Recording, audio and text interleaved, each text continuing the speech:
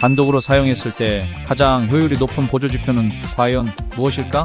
국내 부동의 1위 암호화폐 거래소인 업비트에서 플랫폼 내에서 가장 많이 사용된 보조지표 순위를 1위부터 5위까지 직접 공개한 적이 있는디? 어떤 보조지표가 1위를 차지했을 것 같아? RSI?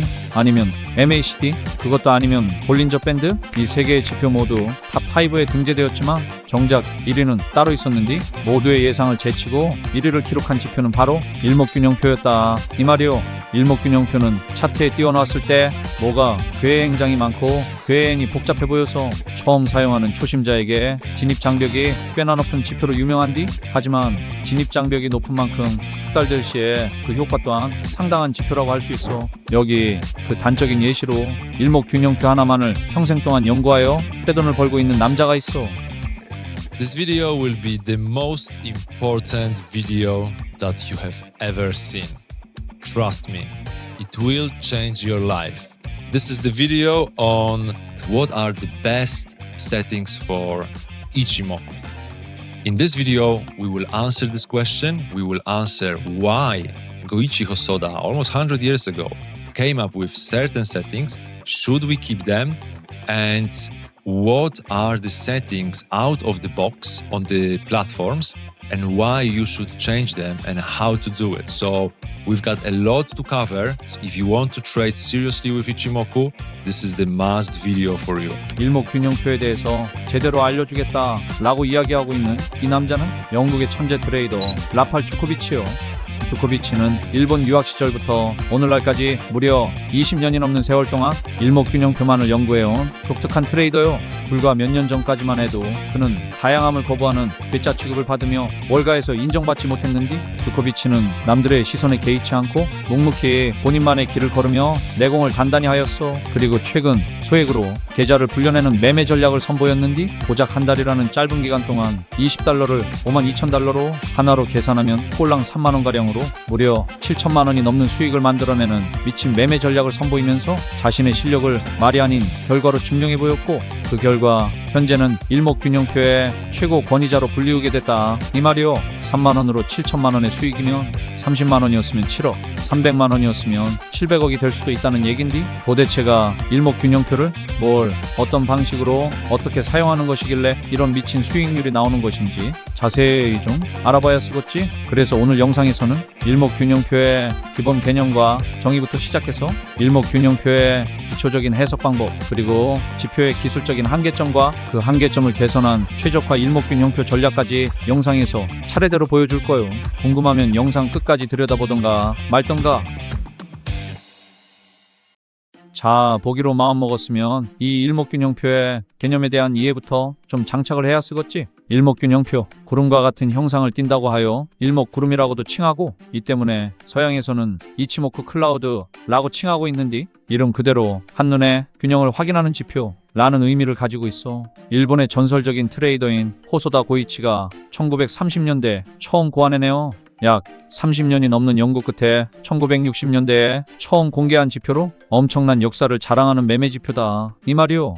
개발 시점으로 따지자면 지금으로부터 약 100년이 넘은 지표인데 어째서 오늘날까지 전문가들 사이에서 최고의 보조지표로 꼽히는 것일까? 이동평균선, MACD, 볼린저 밴드 이외에도 여러분이 알고 있는 대부분의 보조지표는 후행성 지표요. 여기서 후행성이란 과거 데이터를 분석하여 결과를 보여주는 지표를 의미하는 거요. 이러한 후행성 지표의 장점은 과거 기반의 데이터를 일일이 통계내서 확인하기 때문에 신뢰도가 높은 안정적인 데이터를 제공해 줄 수가 있지만 단점은 안정성을 확보한 만큼 결과에 적용할 때에는 한 발 늦어버린 이유일 수가 있다는 거요. 대표적인 예시로는 이동평균선과 MACD 등이 있어. 그에 반해 선행성 지표는 가격이 완전히 움직이기 이전에 앞으로의 나올 움직임을 예측하려는 목적에서 고안된 지표이기 때문에 가격의 움직임을 빠르게 체크할 수가 있고 가격이 반전되는 자리를 포착해낼 수 있다는 장점이 있지만 아무래도 예측의 범위이다 보니 거짓 신호가 자주 발생해서 매매의 혼란을 가중시킬 수 있다는 것이 치명적인 단점이요. 대표적인 예시로는 스토캐스틱이나 윌리엄스 퍼센트알 등이 있어. 이렇게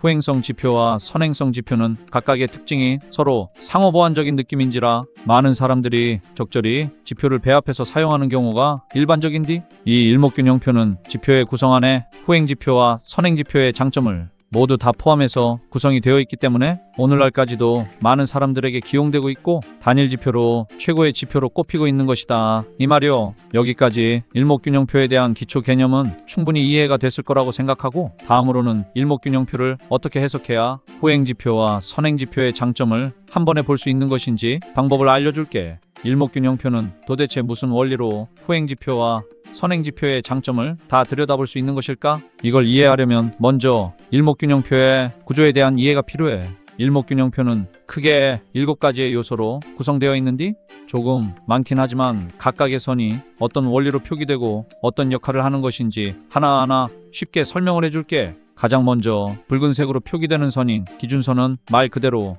현재 차트에서 기준이 되어주는 선으로 26개의 캔들을 기준으로 최고가와 최저가의 중간값들을 이어서 만든 선이요. 쉽게 생각하면 중장기 길이의 이동평균선과 비슷한 역할을 한다고 생각하면 되는데 가격이 이 선을 기준으로 위에 위치할 경우 전반적인 추세를 상승 추세로 해석할 수 있고 반대로 가격이 기준선 아래에 위치할 경우 전반적인 추세를 하락 추세로 해석을 할 수가 있어. 여기서 들 수 있는 의문점은 이 기준선이 이동평균선과 어떤 차이점이 있는 것이냐? 기준선은 이동평균선과 다르게 이렇게 완전히 평평하게 펴져 있는 구간이 존재하게 되는데 기준선이 평평하다는 것은 가격의 평균치가 일정했다라는 것을 의미하고 이 구간이 길어지면 길어질수록 일정 구간 박스권 내에서 가격이 움직였다는 것을 의미하는 거요. 이런 구간은 추후에 다시 가격이 그 부근으로 도달했을 때 지지나 저항 작용을 할 수도 있는 구간으로 해석할 수가 있다는 거요. 이것이 바로 기준선과 이동평균선의 가장 큰 차이점이다. 이 말이지.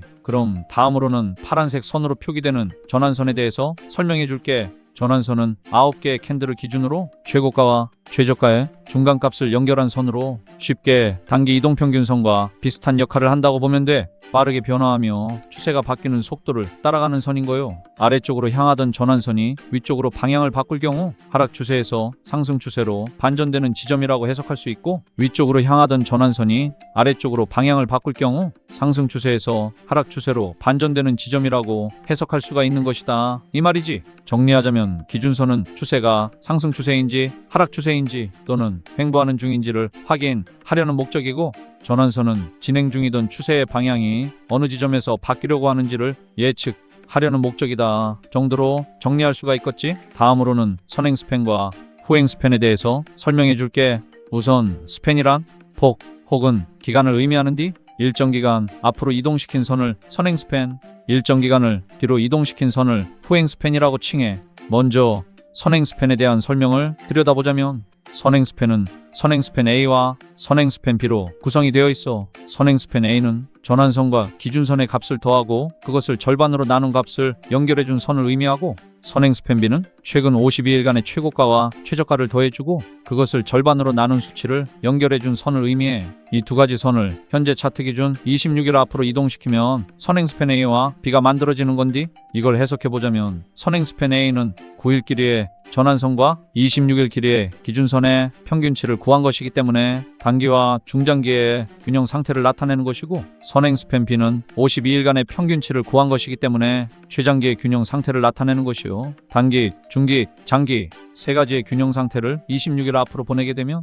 현재를 기준으로 형성된 균형의 정도를 26일이 지난 후에도 유지하고 있을지 혹은 특정 방향으로 벗어나 있는지를 추후에 확인할 수가 있게 되겠지. 그리고 이 두 개의 선행 스팬이 교차되면서 생긴 자리에는 일종의 영역이 형성되게 되는데 이 영역이 마치 구름과 같이 보인다 하여 구름대라고 칭하는 거요. 장기 평균치를 나타내는 선행 스팬 B보다 중단기 평균치를 나타내는 선행 스팬 A가 위에 위치한 상태로 생기는 구름을 상승구름인 양운이라고 칭하고 장기 평균치를 나타내는 선행 스팬 B보다 중단기 평균치를 나타내는 선행 스팬 A가 아래에 위치한 상태로 생기는 구름을 하락구름인 우문이라고 칭하는 거요. 여기까지가 선행 스팬이 표기되는 원리이고 후행 스팬은 현재 가격을 선으로 바꿔서 그대로 26일 뒤쪽으로 보내는 건디 이 후행 스팬은 무엇을 위해서 뒤로 보내는지 그 이유는 영상을 계속 보다 보면 알게 될 거요. 그럼 여기까지 일목균형표를 구성하는 모든 요소에 대해서 설명을 하였고 각 요소들이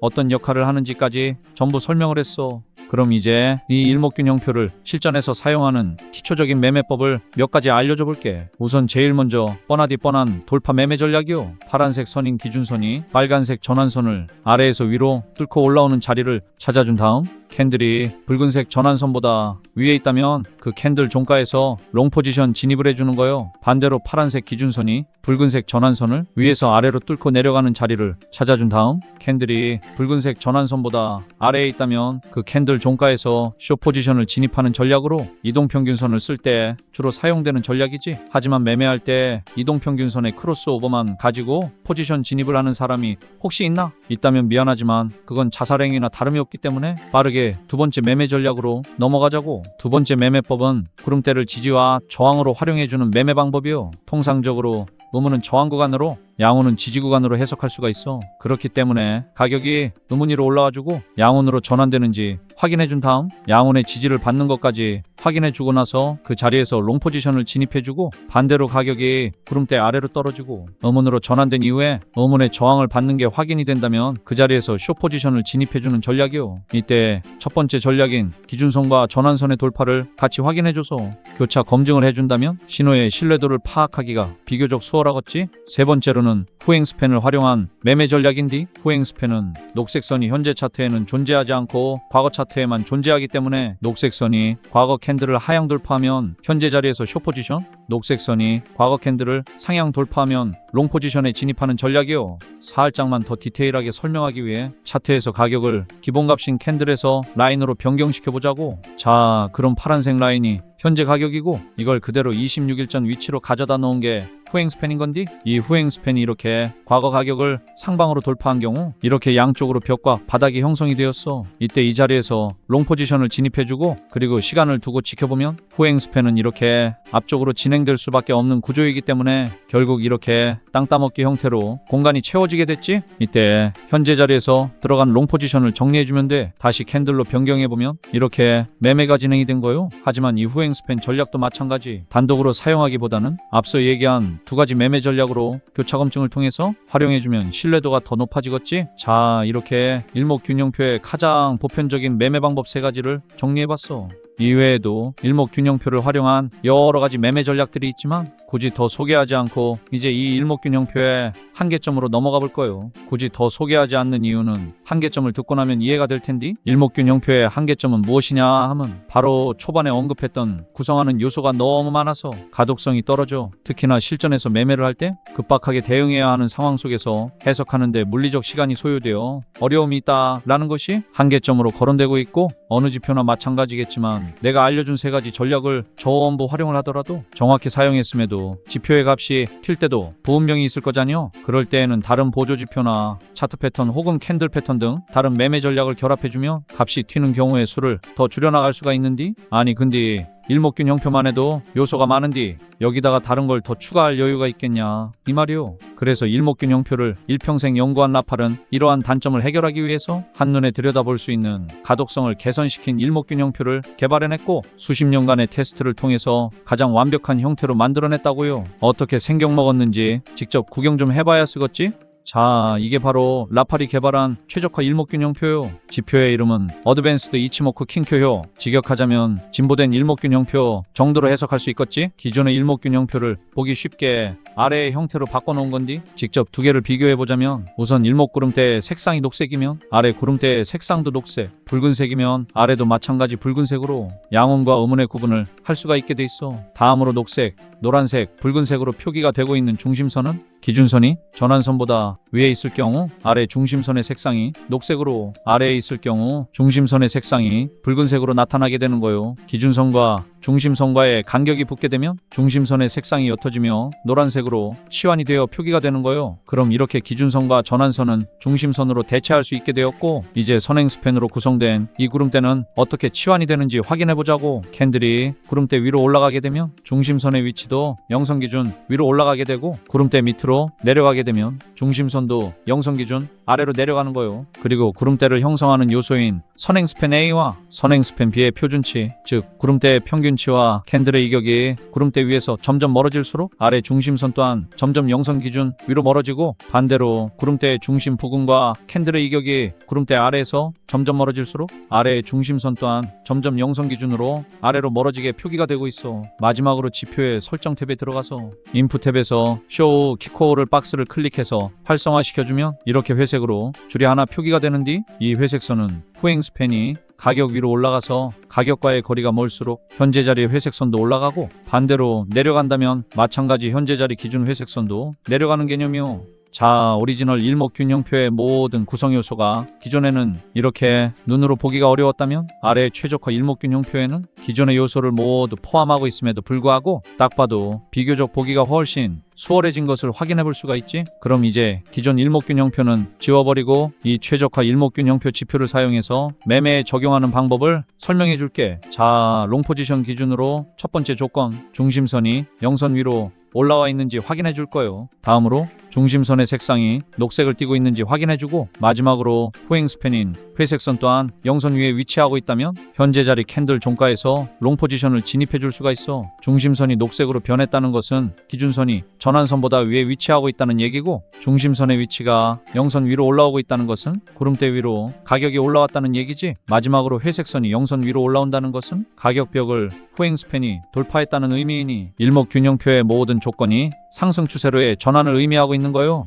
그럼 만약 현재 예시로 보여주는 이런 자리에서 모든 신호가 확인이 된 상황이라면 직전 저점으로 손절 라인을 잡아주고 롱 포지션을 진입해주면 되는데, 이런 자리에서 바로 진입을 해줘도 크게 상관은 없지만 만약 나는 조금이라도 리스크를 낮추는 매매를 선호하고 안정적인 포지션에서 진입을 하고 싶다, 이런 사람들은 방금 설명한 모든 조건이 일치하는 자리를 찾아준 뒤에 한 차례 눌림목이 나온 이후 반등하는 것을 확인을 한 이후에 진입을 해준다면 보다 안정적인 포지션을 잡을 수 있을 거예요. 여기서 무조건 눌림이 나와야지만이 반등을 한다, 그런 얘기가 아니요. 눌림이 나오지 않고 그대로 쏴버리는 경우도 분명 존재할 수 있어. 그런 경우에는 무리하게 추격 매매를 하기보다는 과감하게 포기하고 다음 기회를 노리는 것이 현명한 방법일 거예요. 나는 리스크를 조금 감수하더라도 더 큰 수익을 노리는 공격적인 매매를 선호한다 하는 사람들은 눌림을 기다리지 않고 지금 예시로 보여주는 대로 신호만 나와준다면 바로 진입해주면 되겠지. 하지만 순간적으로 미시적, 거시적인 호재 또는 악재로 인해서 신호 이후에 손절가를 찍어내릴 수도 있다는 리스크는 감수를 해야 하는 거요.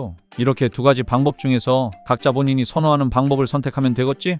자, 그럼 포지션 진입을 했다면 손절 신호와 익절 신호는 동일한디? 첫 번째로 가격이 손절가로 설정해둔 직전 저점을 이탈할 경우 당연하게도 손절을 나가줘야 해. 다음 두 번째로는 중심선이 붉은색을 띤 채로 영선 아래로 떨어지고 그와 동시에 회색선까지 함께 영선 아래로 내려간 경우 일목균형표의 모든 신호가 하락 신호를 보내고 있다는 의미이니 그 자리에서 바로 손절을 진행해줘야 해. 지표의 개발자 라팔 주코비치는 이렇게 두 가지 경우가 나왔을 때에는 원하는 목표가에 도달을 하지 못했더라도 과감하게 손절을 감행하는 것을 가장 중요한 원칙이라고 이야기했어.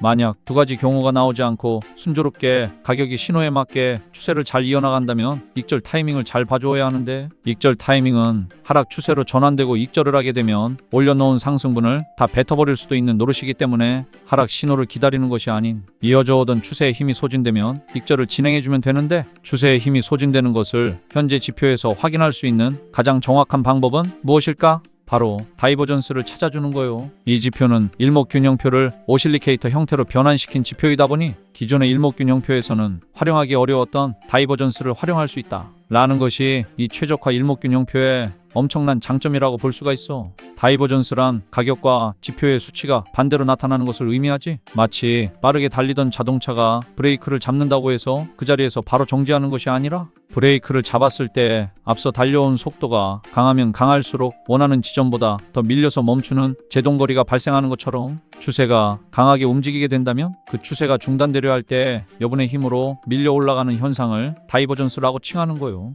그럼 가격의 고점은 상승하는데 지표의 고점은 떨어지고 있는 하락 다이버전스가 나타난다면 현재 이어져 오던 상승 추세의 힘이 거의 소진되었구나 라고 판단하고 최종적으로 익절을 진행해주면 되는 거요. 자, 여기까지 최적화 일목균형표의 사용법에 대해서 이론적인 설명은 충분히 해준 것 같아.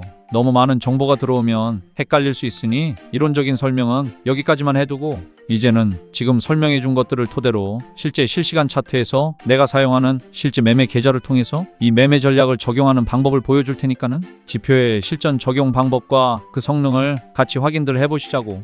자, 이건 내가 매매할 때 사용하고 있는 내 실제 매매 계좌이고 현재 차트는 이더리움의 15분봉, 지금 시간은 12시 23분을 지나가고 있어. 매매 타점이 나와서 녹화를 시작했는데 포지션 진입을 하기 이전에 간단하게만 설명을 해주자면은 우선 중심선이 영선 위쪽으로 올라온 상태에서 녹색으로 변경이 되었고 후행 스팬을 표기해주는 선인 회색선 또한 영선 위쪽에 위치하고 있는 것이 확인이 되었지. 나는 리스크를 줄이는 매매를 선호하기 때문에 앞전에 설명한 것처럼 한 차례 눌림이 발생하는 것을 기다렸고 눌림 이후 반등이 나오고 있는 지금 자리에서 매수를 진입해 볼 거예요.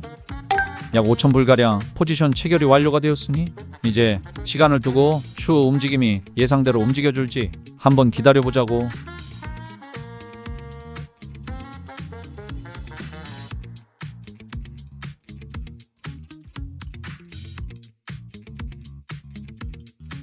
자, 지금 거의 9시간가량 시간이 지났는데 상승을 잘 만들어 오다가 현재 익절 신호가 나와줘서 지금 자리에서 포지션 전량 익절 진행해 줄 거예요. 무려 120%가 넘는 좋은 수익률로 거래를 마무리 지었어. 그럼 포지션을 종료해주고 차트로 돌아가서 매매 과정에 대해서 디테일하게 설명을 해줘 볼게. 잠시 일시정지를 해둔 상태로 간단한 복기를 해보자면은 이 자리에서 매수를 진입한 이후 곧바로 상승이 나온 것이 아니라 여기에서 꽤나 강한 음봉으로 하락이 만들어졌는데 이때 손절가로 설정해둔 직전 저점은 이탈을 하지 않았고 중심선은 붉은색으로 변하며 영선 아래로 이탈이 나왔지만 후행 스팬은 아직 영선 한참 위에 위치하고 있었기 때문에 손절을 하지 않고 포지션을 유지할 수 있었어. 이후 무난하게 추세가 만들어지며 상승으로 이어졌지. 이때 가격의 고점은 눈에 띄게 상승했는데 아래 중심선의 고점은 하락하고 있는 모습을 확인할 수가 있었고 때마침 강한 음봉이 나와줘서 지금 자리에서 포지션을 전량 익절 진행해 준 거요. 자, 그런데 여기서 중요한 포인트가 있어. 이 최적화 일목균형표는 낮은 프레임보다는 보다 높은 타임 프레임에서 사용할수록 더욱 신뢰도 높은 신호를 표기해 주는 것이 특징이요. 하지만 나는 영상 촬영을 위해서 부득이하게 15분봉 정도에서 사용을 한 상황이고 약 9시간 정도가 소요가 되었어. 지금 이게 뭘 의미하는 것이냐면 타임 프레임을 더욱 길게 가져가게 되면 안정성이 높아지고 지금 내가 사용한 것보다 더 높은 수익률을 기대값으로 설정할 수 있을 거예요. 반면에 타임 프레임이 길어지면 길어질수록 여러 가지 신호의 교차 검증을 해야 하는 지표의 특성상 신호가 나오는 빈도수가 조금씩 적어지고 포지션 진입 이후에 익절까지 나보다 더 긴 호흡으로 포지션을 유지를 해야 할 거예요. 정리하자면 타임 프레임을 높일수록 안정성과 수익률에 대한 기대값이 더욱 높아지지만 신호를 기다리는 시간이 너무 길어지고 한번 포지션을 진입할 경우에 익절까지 너무 오랜 시간이 소요된다 정도로 장단점을 확실하게 정리할 수가 있어. 그래서 나처럼 트레이딩을 전업으로 하는 사람이야 전혀 문제가 되지 않지만 내 영상을 시청하는 구독자분들은 아무래도 하루 종일 차트를 들여다보고 있기가 어려운 분들이 더 많기 때문에 내가 이 최적화 일목균형표 지표에다가 신호가 발생할 경우 알림이 뜨도록 코드 수식을 추가해 두었어. 그럼 각자 원하는 종목마다 알림을 따로따로 설정을 해주고 알림이 울리면 내가 알림을 설정해둔 해당 종목에 들어가서 포지션 진입을 해보거나 백테스팅을 해볼 수가 있으니 시간을 훨씬 효율적으로 사용해 볼 수가 있겠지. 알람을 설정하는 방법은 아주 간단한디 트레이딩뷰 상단에 얼러트 버튼을 클릭해주고 조건에 어드밴스드 이치모쿠 최적화 일목균형표를 클릭해준 다음 만료일자를 내가 원하는 날짜로 설정한 이후 생성을 눌러주면 내가 설정한 만료일자까지 조건이 일치하는 신호가 나올 경우 알람이 울리게 될 거예요. 이 설정은 모바일에서도 동일하게 사용 가능하니 데스크탑과 모바일 중에서 편한 쪽으로 설정을 해두면 되겠지? 그럼 여기까지 일목균형표의 기초적인 정의와 개념부터 시작해서 일목균형표가 차트에 표기되는 원리 그리고 지표가 가진 기술적 한계점과 그 한계점을 보완해낸 최적화 일목균형표까지 영상에서 전부 다 보여줬어. 그럼 이제 이 최적화 일목균형표를 여러분의 차트에 세팅하는 방법을 알려줄 차례겠지? 설정 방법은 너무 간단해요. 트레이딩뷰 우측 하단에 파인 에디터를 클릭, 다음은 여기 작은 화살표를 눌러주고 새로 만들기를 클릭, 다음은 옆에 인디케이터를 클릭해주고 이제 내가 변환해온 최적화 일목균형표 코드 소스를 전체 복사해서 여기에 붙여넣기 해준 다음 차트에 넣기를 눌러주면 이렇게 설정되는 거요. 그럼 이 지표 코드 소스가 필요하다는 건디? 이 지표 코드 소스를 어떻게 받냐? 설정 방법은 너무 간단해요. 트레이딩 뷰 우측 하단에 파인 에디터를 클릭. 다음은 여기 작은 화살표를 눌러주고 새로 만들기를 클릭. 다음은 옆에 인디케이터를 클릭해주고 이제 내가 가지고 있는 최적화 볼륨 프로파일의 코드 소스를 전체 복사해서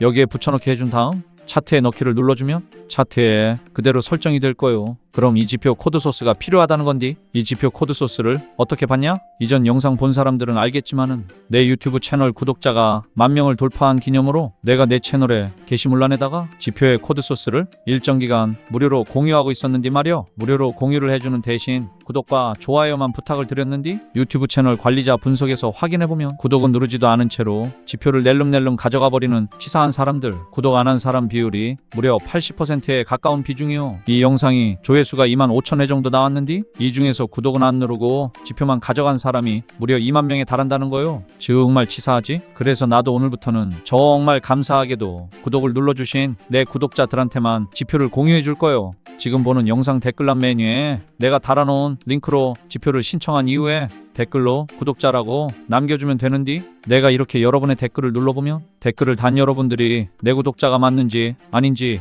확인을 할 수가 있어. 그래서 내 채널을 구독하고 있는 것이 확인이 된 우리 찐 구독자분들에게만 내가 지표를 무료로 나눠드릴 거요. 지표를 받으신 분들은 앞전에 알려준 대로 파인 에디터에 붙여넣기를 진행하고 내가 알려준 방법대로 사용을 해보면 되겠지? 자, 그럼 오늘 영상은 여기까지. 다들 늘 안전하게 투자들 하시고 영상 구독과 좋아요, 알림 설정 한 번씩 부탁드린다 이 말이요.